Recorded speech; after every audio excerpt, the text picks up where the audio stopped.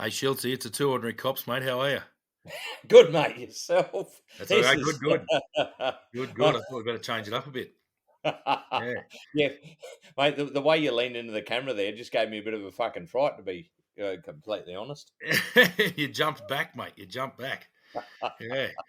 So mate, we're thinking today we're going to talk about something on everyone's mind. It seems to be topical. It's a political issue. We've both had quite a bit of dealing with it. What are we on about, mate? What are we talking about today? Well, mate, we're talking about youth crime, and this is something that's a number of people have spoken to us, probably more non-police. Yeah. And I mean, it's, yeah, I mean, you've got everybody putting their 2 cents worth in about what they think is the best, and everybody's got their own opinions. But what we like to do on this show, mate, is we just like to actually just put some of the facts out there and some of the, I suppose, realistic ways of looking at it, and some of the stuff that people mightn't really understand. So I think a lot of the cops will be listening to us are going, yeah, well, that's exactly right. But there's a lot of people out there that just don't understand the hoops that we have to jump through when it comes to police Oh, yeah. and So, or comes to you. Sorry. so I think, yeah, from our point of view, once again, we are the two ordinary cops. So, are we going to solve youth crime in a 30-minute podcast? Absolutely not. And I would even say I don't have a solution. There is No. not a policing solution. It's well, there's not going to be a solution. There will always be youth crime. The Yep. trouble is, how do you squash the really serious high end stuff? And Mm. I think that's sort of what we're on about. And if you don't mind, mate, I'll sort of start off with, youth crime is nothing new. There's been youth crime for time immemorial, and there always will be.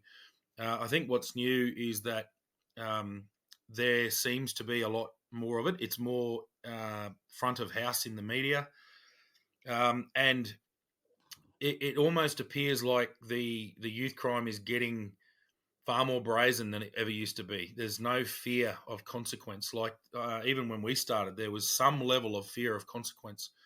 Yeah. So I think if we keep it to the policing world, and we can touch on things like around the political side of things, and not just that, the other arms of government, and God forbid personal responsibility, and guys, Yeah. we see how that goes. But um, yeah, so what are your thoughts, mate? Kick it off. Well, mate, I was thinking, like, a lot of the things that I find that people don't really understand is the age of criminal responsibility. All right, there's been talk, and there's everybody out there saying this, that, and the other about, they're young, they don't understand what they're doing. The one thing I will tell you, in all the youth that I've dealt with under the age of 14 years, between 10 and 14 years, if we are actually putting these kids in jail, they know well and truly what they're doing. Well, And I if they think, run from the police, yeah, why are you running? yeah, Why are you wearing gloves and covering your face? yeah, Why are you using counter forensic tactics if you not don't know what you're doing? So yeah, exactly. there's a bit of that. So I think And from my point of view, obviously I've spoken about it in other podcasts, but I was a detective sergeant before COVID in Strike Force Trident in Darwin, and in that role, it's primarily property crime, but volume property crime, anything that has large volume, slightly more complex than can be handled by GDs across different commands within, not the command, but different divisions within the command of Darwin, Greater Darwin. yep, And the other thing is, with that, you get the knowledge of who's who in the zoo as far as your primary offenders and all that sort of thing. What I will cover off on, what I will touch on briefly, is that the cohort that carry out that really high end offending, as in multiple house breaks, multiple stolen cars, lots of pursuits. And look, we had aggravated robberies of service stations and bottle shops and stuff like that as well. That cohort is relatively small.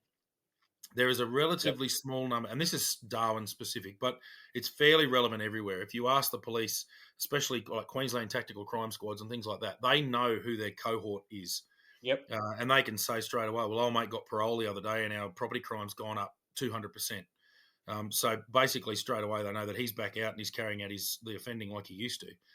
yep, So that cohort there, we're not talking about kids pinching a bottle of Coke and then getting caught and being sorry for it. We're talking about breaking into occupied dwelling houses in the middle of the night while armed with weapons, stealing car keys, stealing cars, and then engaging police in high speed, very dangerous pursuits, um, challenging homeowners, people like the back in the day, even our day, if youths got caught in a house break in, then all they did was run. They'd never hang around. Mm. There's plenty of YouTube videos now where you can see youth going, just tell them to get back, threaten them, and these kids don't run at all. They come out with weapons and threaten people and attack people, Yep. very violently assault people. Um, that level of offending doesn't happen overnight. There's a build up to that, and I think that's what we're on about when we talk about the age of criminal responsibility. There Yeah. was a big push to raise the age of criminal responsibility, and basically what they're saying there is you're removing these kids from the um, the justice system altogether. But that's fine, but who's dealing with them then? Yep. Because what we used to do was go, "How old's this kid? Oh, he's 9. No worries. Where's his parents? Drop him home." That's it. That from a police point of view, we're done. But we're Yep. only one agency. There's lots of other agencies that can deal with these sort of things, and then government policy can push it right back. That right, oh well, where's the family responsibility? You've got these children, you've got to raise them. Their conduct is your responsibility. So Yep. it's a tricky one. Um, yeah, going back, you look at the shop stealing, and we talk about youth diversion programs. Yeah. For those who don't really know what that is, excuse me.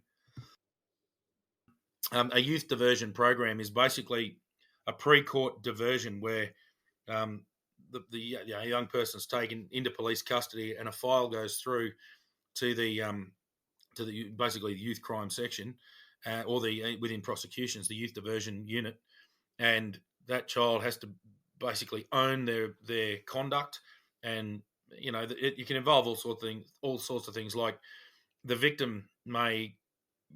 I've had examples where they go, "Well, tell him to come and work with me for a week," and it turns out the kid wasn't too bad.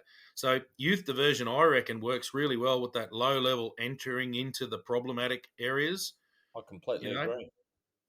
so it's good at that end. I think the controversy comes in is that, well, hang on, when they're robbing service stations with machetes and violently assaulting the attendant behind there, well, I'm sorry, but at what point do we protect the community? So Yeah. and to have this revolving door, and people go, "Oh, these kids don't know what they're doing." That's ridiculous. They know exactly what they're doing. Unfortunately, some of these kids are very hardened criminals. I know I'm Yeah. on a bit of a rant at the moment, but what another thing that happens is generally in Darwin, especially, a lot of these kids under 18, they would end up in detention. The high end ones would end up in detention, but then they go in and out, in and out. The trouble is, as soon as they hit 18, jail. So Yeah. they haven't had consequence leading up to it, and all of a sudden it's just bang, they're in prison. And then they come out, they go back to their old ways, bang, prison again. So all of a sudden, as adults, it's just nipped in the bud. They're recidivist offenders, they're gone. Yeah. But Yeah. what happens then is we found there was a strong correlation between those kids who committed a lot of offences as teenagers. Obviously, the property crime doesn't pay when you're an adult because you just go to jail. And unfortunately, a lot of them became fairly serious domestic violence offenders. So, um, yeah, it's bloody youth crime. Yeah. So I used to compare it to sex crimes. Okay, so this is purely from a police investigation point of view. When you get a sex crimes investigation, a rape or anything like that, it's a very thorough, very personal investigation. Um, you're dealing with mostly extracting information from victims and witnesses, and then when they go to court, a sex crime offender gets smashed in court. They generally get very decent sentences, as they should. However, in property crime, you're carrying out constant paperwork, constant investigations, and generally speaking, as used, especially, the outcomes are not real flash. We've had plenty of times where the kids have walked out of court, given you the finger, and just got in the car and driven off, and you just know that night they're going to be in a stolen car. Yeah. So, yeah, youth crime is just that one thing that, I just know all of us went, oh, bloody youth crime. It's just, it's another thing. It's similar to domestic violence. It just takes up so much police time and resources, and it just never goes away. And I might add too, from a victim's point of view, it's very confronting. Um, Yeah. I've had family members who've been broken into and had cars stolen from their house at night while they were sleeping, and to know that someone's been inside your castle and take it like inside where you have your family, your intimate place. They've broken into there and they've taken your vehicle, and it's an extremely personal thing as a victim. Yep. We've dealt with thousands of victims, and they all say the same thing. It's such an invasion of your personal privacy. It is, mate. Look, if I can just butt in there, mate, I just remember one story that I always come back to, and I remember one in Catherine. It was a single mum with a daughter, and she got broken into one night, and I can tell you the youngest was 10 years old. However, this 10 years old, this wasn't her first offence, and Yeah. this was a she. It wasn't a first offence. The arrests were about 11 and 12. And I remember her telling me this story, and I don't know, it sticks with me because I can see the emotion in this. Like you said, somebody's actually invaded your space, your castle, and she's terrified because she's a mother. She's got a daughter at home. There's no manly figures at home, and her daughter actually woke up about 1 o'clock in the morning, and walked out to go to the toilet and see these like five boys sitting around the table, just helping themselves to the fridge and whatever they could get. Luckily, they didn't attack the young girl, but Mm. the mother was terrified, and also like that's a big shock for the daughter as well.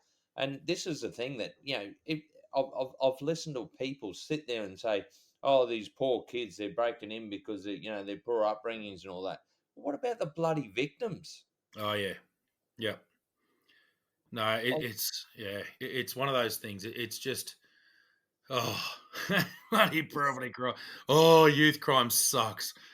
It's just it's terrible for victims. And the trouble is, as coppers, we'd come out and do the victim notification. So basically, the court matter or whatever else would be completed. We'd have to go back and tell the victims what the outcome in the court case was, and they'd be really angry at us. And we're like, we yeah, don't control the courts, guys. If you yep. don't like this, you need to write your local politician because that's the way it is. That's yeah. Well, Damo, actually, I think we can actually do a story here, mate. One that you and I were both involved in.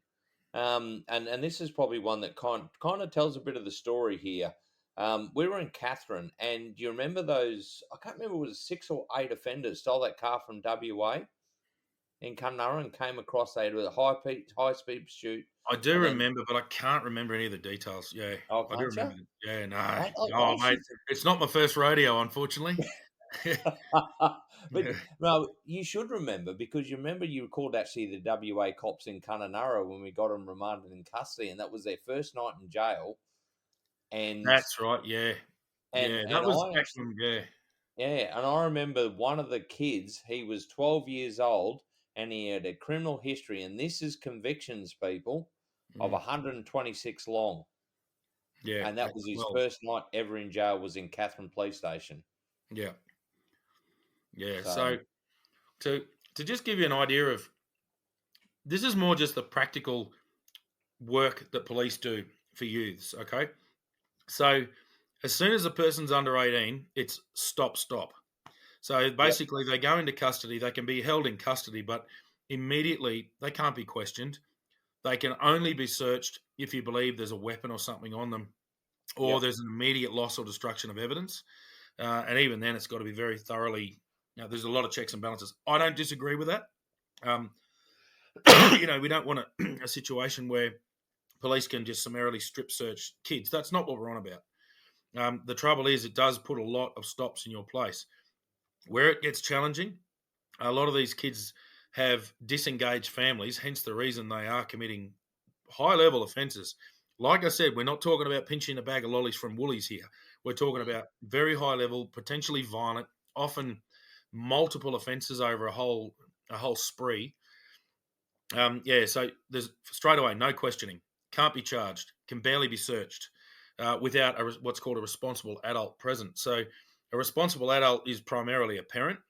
It can also be an uncle, auntie, a family member who's an adult, who the young person's comfortable for them to act as a responsible adult. But obviously, if they've been taken off their parents, which a lot of these kids have, and that's the one thing I do say to people to go, where are the parents? Well, the parents have been gone for a long time. But these kids a lot of the time have actually been removed from a very bad upbringing.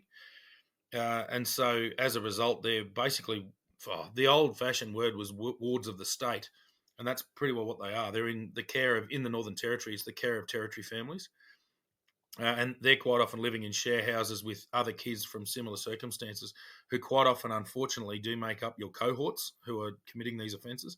Not in all cases, of course, but that's generally we would know where to go. We'd see the level of offending and go to one house, and we'd know where they all were. But yeah, we would, you're getting a responsible adult into the watch house to be present for potentially hours if you're going to question the kid. They have to be present while any charging takes place. Bail, they have to have their bail explained to them, or remand. Then obviously they're off to the care of territory families for detention. And basically everything that we would do with an adult, it takes 4 times as long to do with a child.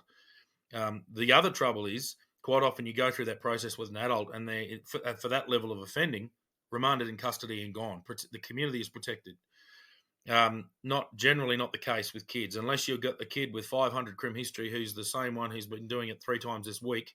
They finally get remanded in detention, but it's it's extremely onerous. There's a lot to do, and it just takes up a hell of a lot of time and resources from police. Yeah, it's the amount of boxes you got to tick. So, like, just to put it in perspective, like the first thing you've got to do if it's between the age of 10 and 14, you basically got to what is distinguish whether they knew what they were doing was wrong. That's your Yeah, that's first right. ever Yeah, step. If they're not, if they don't believe that what they did was wrong, or that you can't prove that they believed they knew what they was doing wrong, mm. it's all thrown out. The case is gone. All right, Yeah, that's and mostly then under 14, definitely. Yeah, yeah, yep, and then you've got the steps of diversion. So depending on the crime, of course, you can step it up higher to charge. But you've got to go through a higher level to get that charge. It's mm. superintendent, I think, if I remember correctly. Yeah, fairly certain it was. Yeah, we'll see. I Yeah. can't. Been a And while. then so it has to be a commissioned officer before you do anything really. Like if you so you arrest them, all right. If you want fingerprints, if you want to take their fingerprints, you want to take their photograph and all that, it's superintendent approval. Like Yeah, it's commissioned officer. So it's not like we can go and haul these kids in whenever we want. There's a massive structure that we've got to follow, and we have to tick every box. If we don't tick every box, these youth just walk straight out the door. yeah. Yeah, And and I that's think another point of all this is people don't understand just the sheer volume. Like, the kids are getting dealt with all the time. There's police constantly apprehending youth carrying out these offences and yep, putting all these things in play. On the very rare occasion, things do go wrong. When you're talking about, there's been deaths in custody where kids have been being pursued in stolen vehicles. But you've got to realise this might be the 5th time this month this kid's been in a stolen vehicle, and that's conservative. And they're being pursued again. But it's like, but if we don't pursue, they're going to carry out another armed robbery. There's going to be further victimisation. If we do pursue, we put ourselves, the offenders in the vehicle, and the general public at quite a high level of risk. Especially considering a lot of the kids, they obviously don't have driver's licenses, but I tell you what, they can drive the rims off those cars just quietly. Holy bloody hell, some of those kids can drive. But I'm not saying safely. They're not experienced.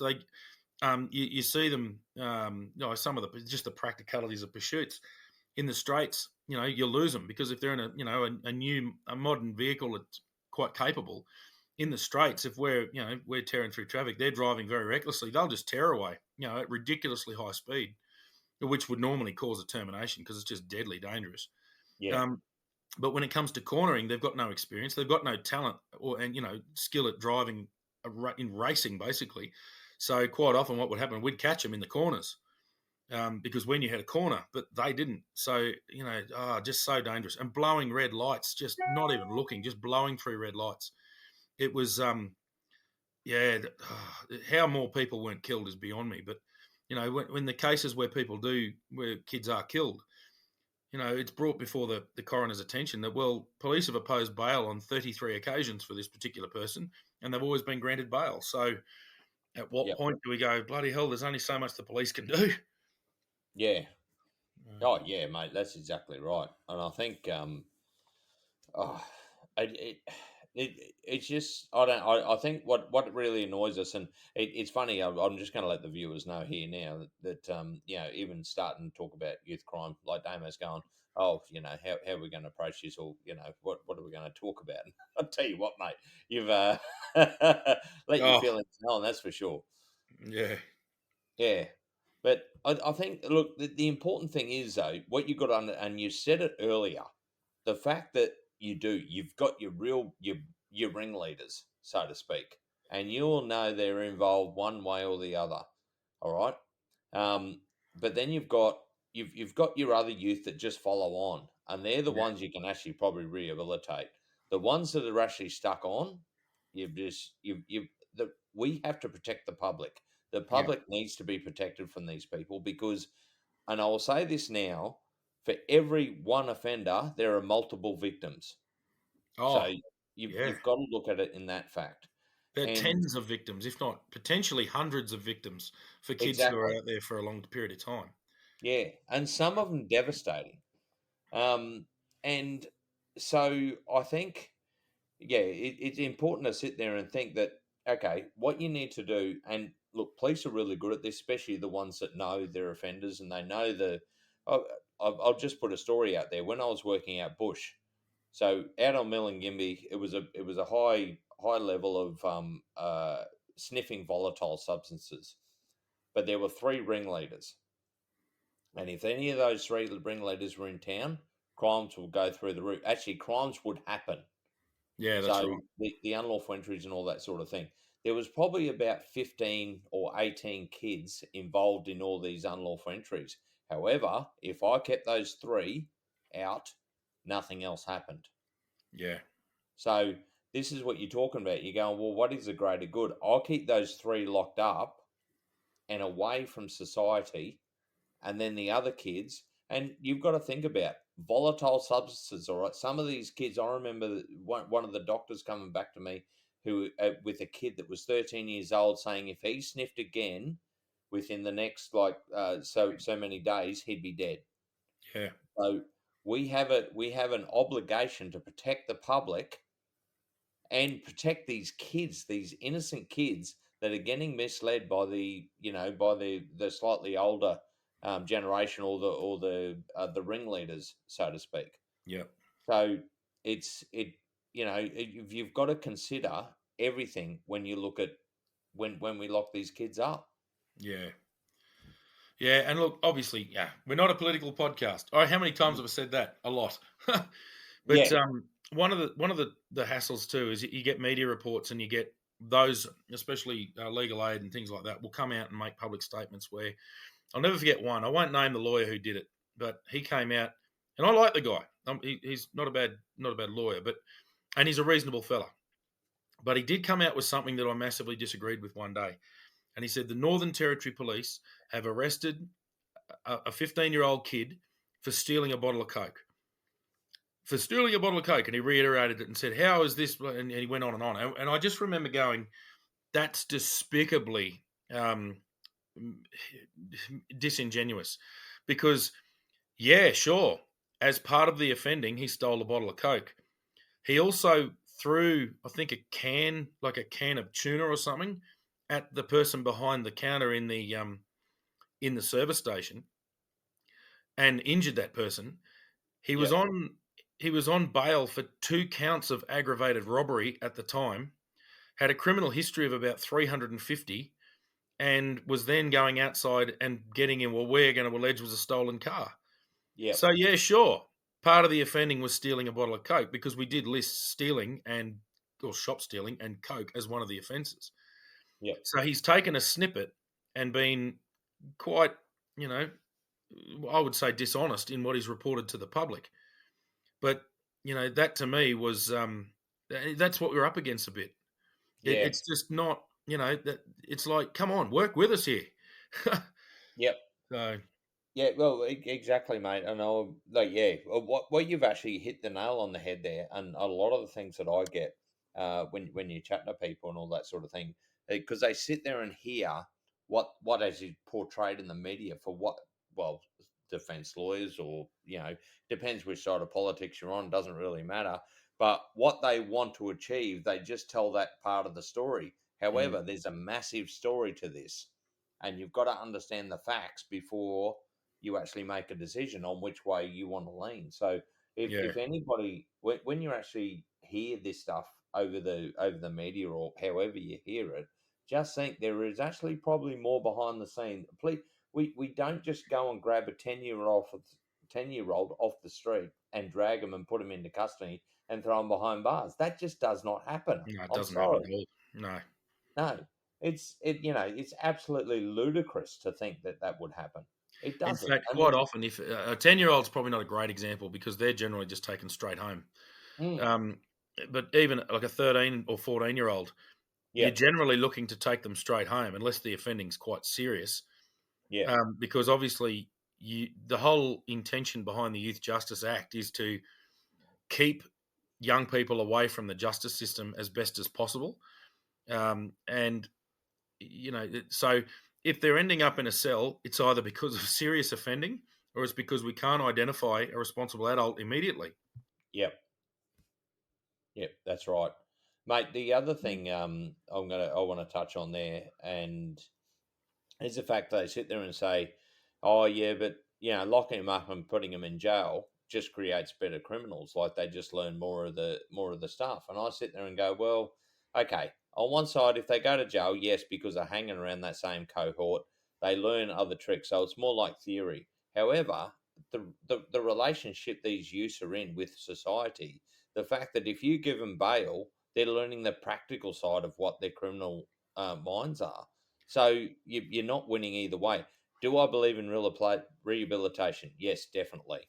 But you've got to make sure that's structured in the way you do it. Yeah, so this old fact about sending them to jail just makes them better criminals. So does giving them bail at the moment. Well, I So would even say um, giving them bail emboldens them to get away with it more. It's like, I oh, well, agree. got away with that. What if the coppers can't do nothing? And then Yep, next minute they come out and they're more brazen and they're more dangerous and they don't care. yep, We used to often say that the only consequence a lot of these offenders got was the physicality of being arrested out of a stolen vehicle. They're being dragged out. It's a rapid thing. You're being dragged out of a car, thrown on the ground, and handcuffed because that's what you have to do. If there's weapons around, you don't want them to get away. So um, a lot of that is quite. It is. That's kind of the only consequence was being arrested, and then after that, yeah, there is nothing. But I don't know, mate. We could rant about it, but it's kind of. I think the point is here. Youth crime is a very difficult thing. It's not yep, simplistic. You can't say chuck them in jail, just give them a flogging. A lot of the time, you'll just make a better crook. Yeah, you'll yep, make an angrier person. Um, I have seen some pretty good cases where strong victims have been able to confront a young person and really hit them in the heartstrings. And this doesn't happen. It's absolutely a case by case basis yep. because a lot of these hardened kids, they've come from very rough upbringings themselves, and they don't care about anybody. No, that's right. And that's where I believe in the whole world. No worries, mate. Protect the community. He's out. Yeah, So I yeah, just cut in there, mate. So what Damo's talking about there for anybody listening that's not police, he's talking about diversion, and that's yeah. one of the diversionary processes that usually one of the hoops you have to jump through before you go to charging them, so to speak. Yeah, and look, the youth diversion, like I said, I have seen some success stories there. I tell you where the success stories really come with youth diversion. Kids from an okay family or potentially a very good family, where a kid's just gone off the rails and is doing stupid stuff, and it's a slap in the face and a no, this conduct is not acceptable, and this is why. And forget you. This is not about you. These are the victims. This is the fear you've caused other people, and Yep. quite often some level of decency will come out of that person and they will realize that what they're doing is not appropriate and they may learn from that. The trouble is when you've got these kids born out of extreme trauma from the minute they were born, going right through their life and then from very young ages being pushed through bloody toilet windows in order to break into houses from the age of 8 or even younger, Yeah. and then they go right up through the system. They've been in and out of detention.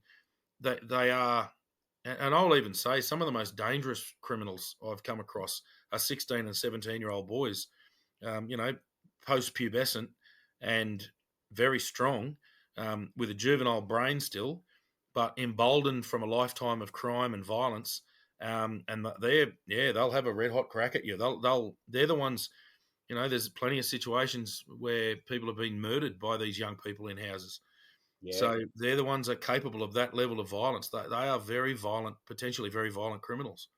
There's when you actually talk about that, there's one name that comes to mind in Catherine. I won't mention it, but yeah, there was one definitely that even people. I remember when I was working with Jason Dingle, we were known to be able to handle ourselves very well, but when we dealt with him, we actually did a risk assessment before we went in to arrest him. Yeah, yeah, and So then unfortunately, then you get reported in the media a 17-year-old boy. Yeah, well, that boy's 6'5" and weighs 125 kilograms of exactly, pure muscle. He can fight like a threshing machine, and he doesn't care. He will take your head clean off and just keep moving. yeah. So that youth crime people picture little kids. That's not my experience. Quite a lot of them were quite big kids. Mm. So yeah, and And very and capable. And And in saying that, Damo, like there are little, yeah, there are little kids, but you've got to understand for like, and I spoke about the ringleaders before, the the little kids that I dealt with, especially out in the communities, and this is Aboriginal communities in the Arnhem region, and the rest of them were, they were just being misled. They were oh, of just course, they wanted a yeah. bit of fun on a Friday night or Saturday night. Doesn't really matter what night of the night it was, but they just wanted something to entertain themselves. Um, and the thing is, like I said, there was 3 to 15. So Yeah. Yeah. it's Well, it's and actually another point there. You said before that you got rid of those three. Well, all that volatile substance abuse was really a thing of the desert. When we joined up, it wasn't something that really happened in the top end very much. that's right. And I remember, fairly early on, maybe a couple of years in the job, we started getting a few jobs around Catherine of volatile substance abuse, mostly petrol sniffing. And anyway, it came to pass that there was a kid from up that way who'd done a lot of detention time down in one of the desert camps, and he spent so much time in Alice Springs that he picked up this petrol sniffing and brought it back to Catherine. Now he Yeah, wasn't a kid; he was 19. Well, he was a young man, but he was 19 years old and still petrol sniffing. And as a result, he was then showing these young teenagers how to do this. We actually found him deceased one day. He sniffed himself. He lay on a couch, put the petrol tin under his nose in such a way that even when he lost consciousness, he would still be breathing pure fumes off the yeah, petrol in the can. And when we found him, I think we worked out he'd been dead for about 12 hours, but he was almost preserved. It was unbelievable. His body smelt like petrol. Just I remember the morgue the next day smelt like petrol from him. yeah. And anyway, as a result of that, overnight the sniffing stopped in Catherine. It was the one person who was leading everyone astray and showing them how to do this stuff. So the rehabilitation was never going to work for him. But the other kids were getting to that point where they were going to go down that rabbit hole. But because of that early intervention, a few of them were diverted for treatment for volatile substance abuse, and as a result, the sniffing sort of died off. It didn't happen again. Mm, Um, so yeah, that it's just like you say, that one ringleader. If you can nip that ringleader in the bud, that's where you'll fix a group. oh, We were all teenagers. We were easily led. You look back now and go, God, what was I thinking? But we all did silly things in our youth. And I yep, think I think the point of all this is we're not talking from a police point of view. Youth crime is not talking about kids being silly. We're not talking about teenagers being rebellious and doing silly things and potentially bad things, but one off, and they're generally a good kid and they're probably going to be a productive member of society down the track. We're talking about that high end. And unfortunately, a lot of them are never going to be productive members of society. They're going to be in and out of prison. They're going to, unfortunately, go on to be very bad domestic violence offenders, yeah. potentially murderers. Yeah, it's there are. I think that's what we're sort of talking about, more that higher end. No, definitely, mate. Yeah, it's yeah. I mean, and look, we to solve it would take decades, really, and it's I mean, we only even need to touch on, there's responsibility on parents. Is Yeah, I mean, anybody that anybody can have a kid. I think that there's a certain amount of responsibility that needs to be put in. If you can, you need to be able to bring up a child in a good world and all that sort of thing. I mean, that's going back to the days old, but yeah. the yeah, mate. I think it's we're not we can't solve the problems. All we can do, Oh all we're God, no. doing tonight is No, I think we've all we're doing is giving a snippet. And I think all we've done is had a rant for 35 minutes, but well, pretty much, that's all right. yeah. Yeah. But So look, it's yeah, it's one of those things, mate. It's a very difficult thing. Um, it really it angers a lot of people. It angers police. Um, there is no.